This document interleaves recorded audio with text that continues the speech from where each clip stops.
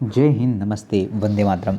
साथियों, आज बायोलॉजी में हम लोग पढ़ने वाले हैं अर्धसूत्री विभाजन के बारे में और इसमें कुछ महत्वपूर्ण क्वेश्चनों को जानेंगे और इसके कुछ फैक्ट को हम लोग जानेंगे। तो चलिए आइए इस सेशन को स्टार्ट करते हैं। आपके लिए काफ़ी इम्पोर्टेंट है और आपकी जो है, चाहे वो नीट हो, चाहे पीएनएसटी हो, चाहे एएनएम हो, इन सभी एग्ज़ामों के लिए, पीवीएफटी के लिए भी यह इम्पोर्टेंट होने वाला है। तो देखिए साथियों, पहला क्वेश्चन आज का स्टार्ट हो रहा है। ज़रा ध्यानपूर्वक सुनिएगा और चीज़ों को समझने की कोशिश करिएगा। पहला है, सही विकल्प को आपको चयन करके बताना है। 30 से लेकर 40 क्वेश्चन एटलीस्ट मैं आपको करवाऊंगा और सभी को आपको ध्यान से पढ़ना है। कोशिका द्रव का विभाजन केंद्रक के विभाजन से पहले होता है। केंद्रक का विभाजन कोशिका द्रव के विभाजन से पहले होता है। तो साथियों, नोट करना मेरे साथ कि जो ऑप्शन नंबर बी है, क्या साथियों, कि कोशिका द्रव्य विभाजन अंतरा अवस्था का अंतिम चरण होता है और पादपों में यह कोशिका पट्टिका निर्माण द्वारा संपन्न होता है। तो जो सही विकल्प होगा वो होगा आपका ऑप्शन नंबर बी। क्या होगा साथियों? ऑप्शन नंबर बी आपका राइट आंसर होगा। ये आपको ध्यान रखना है। नेक्स्ट क्वेश्चन पर आते हैं, जरा ध्यान दीजिएगा।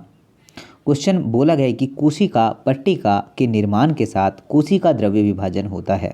जंतु कोशिकाओं में, पादप कोशिकाओं में, या फिर जीवाणु कोशिकाओं में, या स्तन कोशिकाओं में। तो साथियों, सभी बंधु ध्यान दीजिएगा, ठीक है? क्या सभी बंधु ध्यान दीजिएगा, आपका जो करेक्ट आंसर हो जाएगा ऑप्शन नंबर बी, पादप कोशिकाओं में। क्या होगा साथियों? पादप कोशिकाओं में इसका करेक्ट आंसर हो जाएगा ऑप्शन नंबर बी। ये आप सभी को लगाना है, ठीक है? चलिए नेक्स्ट देखिए क्या है। बहुत ही अच्छा क्वेश्चन बोला गया है कि कोशिका पट्टिका का निर्माण होता है कोशिका द्रव्य विभाजन में, केंद्रक विभाजन में, अंतरावस्था में, या फिर इनमें से कोई भी नहीं। तो कोशिका पट्टिका प्रकार पादप कोशिकाओं में कोशिका द्रव्य विभाजन का जो है सामान्य प्रकार होता है। तो जो आपका ऑप्शन नंबर ए है, क्या साथियों, कोशिका द्रव्य विभाजन में, ये इसका करेक्ट आंसर होगा, ठीक है? तो राइट आंसर की बात करें तो ऑप्शन नंबर ए करेक्ट होगा। चलिए आगे बढ़े, नेक्स्ट क्वेश्चन की ओर बढ़ते हैं। देखिए क्या बोला गया है। बोला गया है कि समसूत्री विभाजन की दो मुख्य क्रमिक अवस्थाएं, केंद्रक विभाजन व कोशिका द्रव्य विभाजन। केंद्र का द्रव्य विभाजन व केंद्रक विभाजन, केंद्रक विभाजन व बाद में संतति कोशिकाओं का पृथक्करण। और डी की बात करें, कोशिका द्रव्य विभाजन व बाद में संतति कोशिकाओं का पृथक्करण। तो समसूत्री विभाजन दो चरणों में पूर्ण होता है, कोशिका विभाजन और कोशिका द्रव्य विभाजन। तो आपका जो राइट आंसर हो जाएगा साथियों, ऑप्शन नंबर ए हो जाएगा। क्या सभी बंधुओं ने नोट कर लिया है? अच्छा क्वेश्चन है, बेहतरीन सा क्वेश्चन है, शानदार सा क्वेश्चन है जो आपके समक्ष प्रस्तुत किया गया था। आइए जरा आगे नेक्स्ट पर ध्यान देंगे। बोला गया कि जब केंद्रक विभाजन के बाद कोशिका द्रव्य विभाजन नहीं होता है तो इसके परिणाम स्वरूप निर्माण होता है एक केंद्रकीय कोशिका, बहुकेंद्रकीय कोशिका, या फिर अविभेदित कोशिका, या दो कोशिकाएं। तो साथियों, कि कुछ द्रवों में केंद्रक विभाजन के बाद कोशिका द्रव्य विभाजन नहीं होता है। जो आपका राइट आंसर हो जाएगा ऑप्शन नंबर बी हो जाएगा, बहुकेंद्रकीय कोशिका, ठीक है साथियों? ऑप्शन नंबर बी करेक्ट है। नेक्स्ट पर आते हैं, ध्यान दीजिएगा। बोला गया है कि समसूत्री विभाजन के परिणाम स्वरूप होता है, समसूत्री विभाजन के परिणाम स्वरूप होता है द्विगुणित संतति कोशिकाओं का निर्माण, बहुकोशिकीय जीवों की वृद्धि, कोशिका की मरम्मत, या उपयुक्त सभी। तो समसूत्री विभाजन से बनने वाली द्विगुणित संतति कोशिकाएं जो है साधारणतया सामान्य अनुवांशिक संकट वाली होती है। और जो आपका जो यहाँ पर राइट आंसर होगा, द्विगुणित संतति कोशिकाओं का निर्माण, बहुकोशिकीय जीवों में वृद्धि, कोशिका की मरम्मत। ऑप्शन नंबर डी करेक्ट है, ठीक है साथियों? क्या आंसर होगा? ऑप्शन नंबर डी करेक्ट है। निम्न में से कौन सा समसूत्री विभाजन का महत्व नहीं है? समसूत्री विभाजन का महत्व नहीं है तो देखिएगा, समान अनुवांशिक संगठन वाली संतति कोशिका निर्माण सही है। केंद्रक कोशिका द्रव्य अनुपात का पुनः संचयन ये भी सही है। आपका मृतक कोशिकाओं का प्रतिस्थापन ये भी सही है। तो जैव विकास यहाँ पर गलत होगा, ये आपको नोट करके रखना है। चलिए अब आते हैं जरा आगे। नेक्स्ट देखिए क्या बोला है। विभाजन वह प्रकार है जिसके द्वारा लैंगिक प्रजनन करने वाले जीवों के जीवन चक्र में अगुणित जो है प्रवस्था का निर्माण होता है। समसूत्री विभाजन, अर्धसूत्री विभाजन, कोशिका द्रव्य या फिर आपका अंतरावस्था।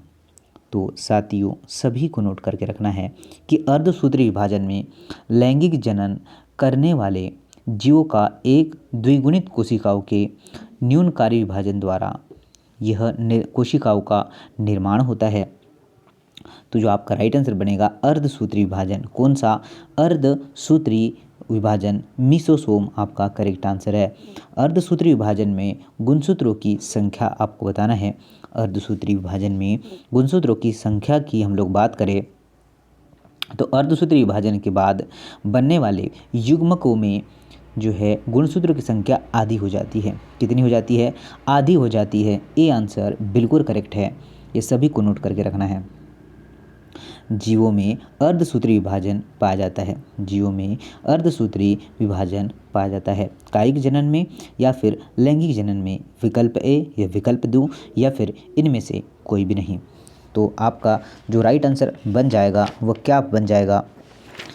काफ़ी शानदार से क्वेश्चन है साथियों। सेशन को शेयर भी करना है अधिक से अधिक साथियों तक। तो आपका जो राइट आंसर बनेगा लैंगिक जनन में क्या बनेगा? लैंगिक जनन इसका करेक्ट आंसर बन जाएगा। चलिए उसी तरीके से अगले क्वेश्चन पर आते हैं। अर्धसूत्री विभाजन की बात करें, ठीक है। अर्धसूत्री विभाजन के दौरान खाली स्थान के दो अनुक्रमिक चक्र संपन्न होते हैं जिसमें अर्धसूत्री फर्स्ट, अर्धसूत्री सेकेंड भी हम लोग कहते हैं। तो देखिए ऑप्शन नंबर जो ए है, ठीक है। तो आपका क्या दिया है? कोशिका विभाजन, केंद्रक विभाजन या फिर चलिए कोशिका विभाजन और केंद्रक विभाजन दोनों ही होगा आपका राइट आंसर, ठीक है। बोथ, चलिए ए और बी दोनों ही आपका राइट आंसर हो जाएगा, ये आपको ध्यान रखना है। चलिए आगे बढ़ते हैं। नेक्स्ट पर आते हैं। बोला है कि अर्धसूत्री विभाजन के दौरान, अर्धसूत्री विभाजन के दौरान केंद्रक व कोशिका विभाजन के दो अनुक्रमिक चक्र संपन्न होते हैं। इस विभाजन में डीएनए प्रतिकृतिकरण के कितने चक्र होते हैं? 3, 2, 1 या फिर डीएनए प्रतिकृतिकरण संपन्न नहीं होता है। तो साथियों अर्धसूत्री विभाजन में दो बराबर केंद्रक व कोशिका द्रव्य विभाजन होता है। आपका जो आंसर बन जाएगा वो बन जाएगा 1। क्या बन जाएगा? 1। ऑप्शन नंबर ए करेक्ट है। अर्धसूत्री सेकंड के अंत में अगुणित कोशिकाएं बनती है 2, 4, 8 या इनमें से कोई भी नहीं। तो साथियों कितनी बनेगी? 4 बनेगी, ये आपको ध्यान देना है। ओके चलिए आगे बढ़ते हैं। आगे बढ़ते हैं। नेक्स्ट क्वेश्चन आपके समक्ष है। क्या है?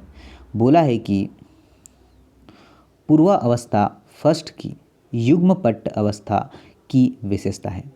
गुणसूत्र, सिनेप्टोनिमल सम्मिश्रण, जीन विनिमय या फिर बात करें जो है किएज़मेटा का उपांती भवन। तो साथियों नोट करिएगा जिसका आंसर होगा ऑप्शन नंबर बी। क्या? सिनेप्टोनिमल सम्मिश्रण। तो ऑप्शन नंबर बी करेक्ट है। क्या होगा? ऑप्शन नंबर बी करेक्ट होगा, ये आपको ध्यान रखना है। सिनेप्टोनिमल सम्मिश्रण का निर्माण होता है स्थूल पट्ट में, युग्म पट्ट में, तनु पट्ट में या द्विपट्ट में। तो क्या आंसर बन जाएगा और कितना बंदा बिल्कुल इस क्वेश्चन को सही कर पाएंगे? तो साथियों जिन्होंने भी आंसर लगाया है युग्म पट्ट में तो बिल्कुल करेक्ट होगा, ठीक है। ऑप्शन नंबर बी करेक्ट है। आते हैं जरा आगे, ध्यान दीजिएगा। बोला है कि निम्न में से कौन सी घटना युग्मपट्ट अवस्था में नहीं होती है? निम्न में से कौन सी घटना युग्मपट्ट अवस्था में नहीं होती है?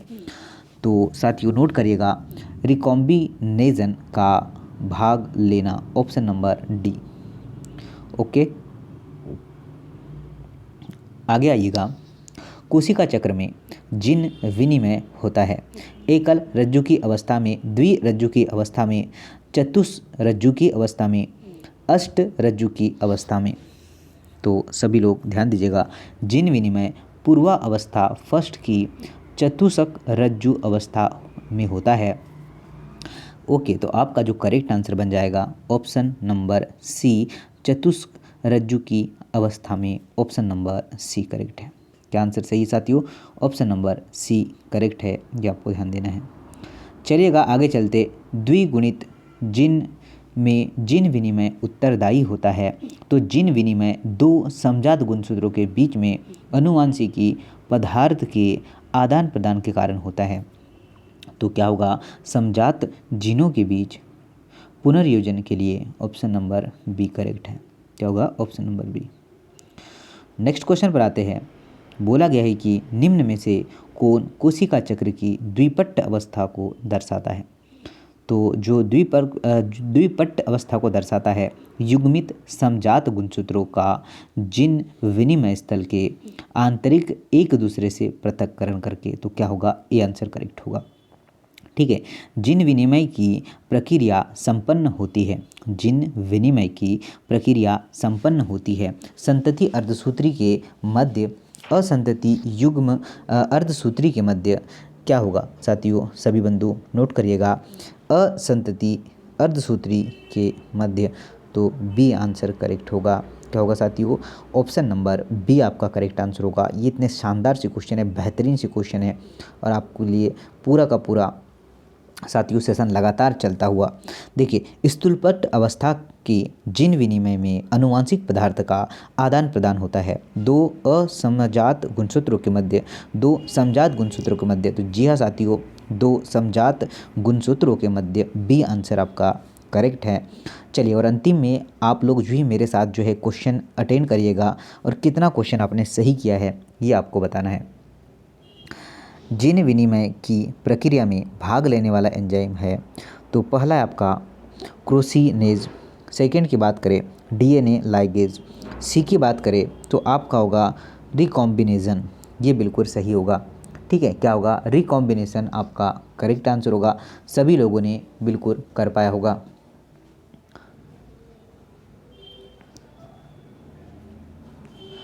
आगे देखिए, बोला है कि द्विपट्ट अवस्था में देखने वाली एक्स आकार की संरचना है।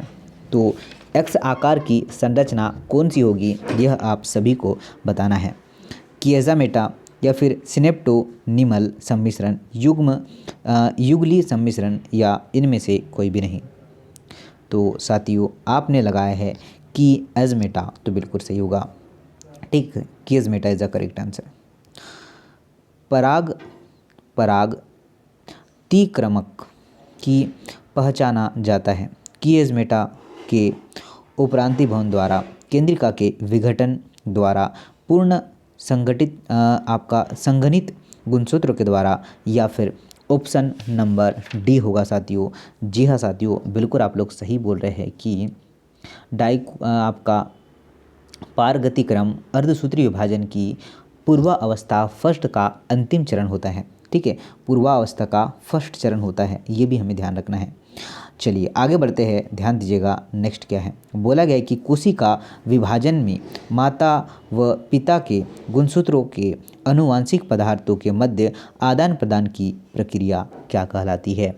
तो जिन विनिमय दो समजात गुणसूत्रों के मध्य अनुवांशिक पदार्थ के आदान प्रदान को कहते हैं। ठीक है, तो आपका जो राइट आंसर बनेगा जिन विनिमय। क्या बन जाएगा? जिन विनिमय इसका करेक्ट आंसर होगा। सभी बंधु ने नोट कर लिया है क्या? अच्छा सा क्वेश्चन है, बेहतरीन सा क्वेश्चन है, शानदार सा क्वेश्चन है आपके समक्ष। चलिए देखिए, नेक्स्ट क्वेश्चन की बात करें। गलत सुमिलित युग्मक को पहचानिए। तो इनमें से गलत को हमें छाट कर अलग करना है। जंतु कोशिका जो है जंतु कोशिका तंतु बने होते हैं। न्यूकारी विभाजन अर्धसूत्री फर्स्ट, सम विभाजन अर्धसूत्री सेकेंड। और साथियों ये तो गलत ही है, जिन विनिमय। ओके साथियों, तो ये आपको ध्यान रखना है। चलिए आगे बढ़ते हैं। नेक्स्ट देखिए क्वेश्चन क्या है। जीवन प्रावस्था के बारे में सही कथन का चयन हमें करना है। कोशिका उपापचयी रूप से निष्क्रिय होती है, ये तो गलत है। कोशिका में डीएनए प्रतिकृतिकरण नहीं होता है। जी हाँ साथियों, जो आपने बी लगाया है ये बिल्कुल करेक्ट है, बिल्कुल सही है, बहुत ही शानदार आपने लगाया है, बी आंसर करेक्ट होगा। वे कोशिकाएं जो विभाजन या फिर आपका विभाजित नहीं हो रही है अवस्था में होती है, तो किस अवस्था में होती है ये हमें नोट करके बताना है। तो बंधुओं ज़रा ध्यान रखना, क्या आंसर आपका करेक्ट होगा कि सम विभाजन समसूत्र विभाजन की विशेषता है, क्योंकि इसमें गुणसूत्रों की संख्या पैतृत्व होती है। तो जो आपका करेक्ट आंसर क्या बन जाएगा बच्चा, ठीक है। तो करेक्ट आंसर मेरे साथ नोट करिएगा, G0 अवस्था, ठीक है। क्या होगा, ऑप्शन नंबर सी करेक्ट है। समसूत्री विभाजन की विशेषता होती है, समसूत्री विभाजन की विशेषता होती है। तो समसूत्री विभाजन की विशेषता न्यूकारी विभाजन, सम विभाजन। तो साथियों सम विभाजन आपका करेक्ट आंसर होगा। क्या होगी, सम विभाजन आपका करेक्ट आंसर होगा। आगे बढ़ते हैं, जरा ध्यान दीजिएगा। बोला है नेक्स्ट क्वेश्चन आपके स्क्रीन पर, नीचे दी गई घटनाओं में से समसूत्री विभाजन में कौन सी घटना दिखाई नहीं देती है। क्रोमोटीन का संघनन, तारक केंद्र का विपरीत ध्रुवों की तरफ गमन, क्या बन सकता है। तो साथियों जिन विनिमय आपका करेक्ट आंसर होगा। क्या होगा, ऑप्शन नंबर डी जिन विनिमय। अगर आप लोग लगा पाते हैं तो सभी का बिल्कुल करेक्ट आंसर होगा। अर्धसूत्री विभाजन के बारे में गलत कथन पहचानिए। समजात गुणसूत्रों का युग्मन, 4 अगुणित कोशिकाओं का निर्माण, समसूत्री विभाजन के जो है अंत में गुणसूत्रों की संख्या घटकर आधी रह जाती है। डीएनए प्रतिकृतिकरण के 2 चक्र होते हैं। तो साथियों अर्धसूत्री विभाजन में डीएनए प्रतिकृतिकरण के 2 चक्र नहीं होते हैं, ठीक है। तो गलत कौन सा होगा, तो आपने लगाया है 2 चरण होते हैं, जबकि 2 चरण नहीं होते हैं, ये हमें ध्यान रखना है। बहुत ही अच्छा क्वेश्चन था, बहुत ही शानदार क्वेश्चन था। जिन विनिमय में अर्धसूत्री विभाजन होता है तो लैंगिक जनन करने वाले जिन में अर्धसूत्री विभाजन में युग्मकों में गुणसूत्रों की संख्या घटकर आधी हो जाती है। ओके साथियों, तो जो आपका राइट आंसर बन जाएगा लैंगिक जनन में ऑप्शन नंबर ए करेक्ट है। आगे देखिएगा, बोला है कि द्विगुणित आपका जीवों में अर्धसूत्री विभाजन के परिणाम स्वरूप युग्मकों का निर्माण होता है। गुणसूत्रों की संख्या घटकर आधी रह जाती है। विभिन्नताएं उत्पन्न होती है, या उपयुक्त सभी होगा। तो साथियों इसका जो परिणाम होगा उपयुक्त सभी होगा, ये आपको ध्यान रखना है। और आज का यह लास्ट सेशन है, इसके बाद हम लोग कल नया टॉपिक स्टार्ट करेंगे। देखिए, अर्धसूत्री विभाजन की कौन सी अवस्था में युग्मकों का आनुवंशिक संगठन तय होता है। तो इस अवस्था की हम लोग बात करें, पश्चावस्था फर्स्ट होगा, ठीक है। क्या होगा, युग्मकों का आनुवंशिक संगठन पश्चावस्था फर्स्ट के उपरांत तय होता है। तो आपका जो करेक्ट आंसर बन जाएगा ऑप्शन नंबर जो है डी बन जाएगा, ये हमें ध्यान रखना है। अर्धसूत्री विभाजन के पश्चावस्था फर्स्ट में क्या होता है।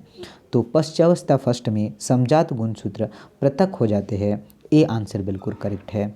ओके साथियों आगे बढ़ते हैं, और ये एक क्वेश्चन जो अर्धसूत्री फर्स्ट में आपका युगली बने होते हैं, ये आपके लिए एक होमवर्क रहेगा। और साथियों सेशन को शेयर करिएगा और अधिक से अधिक बच्चों को बताइए कि इस बार नीट दूर नहीं है, अच्छे से मेहनत करिएगा, बिल्कुल इसे आप लोग क्रैक कर पाएंगे। जय हिंद, नमस्ते, वंदे मातरम।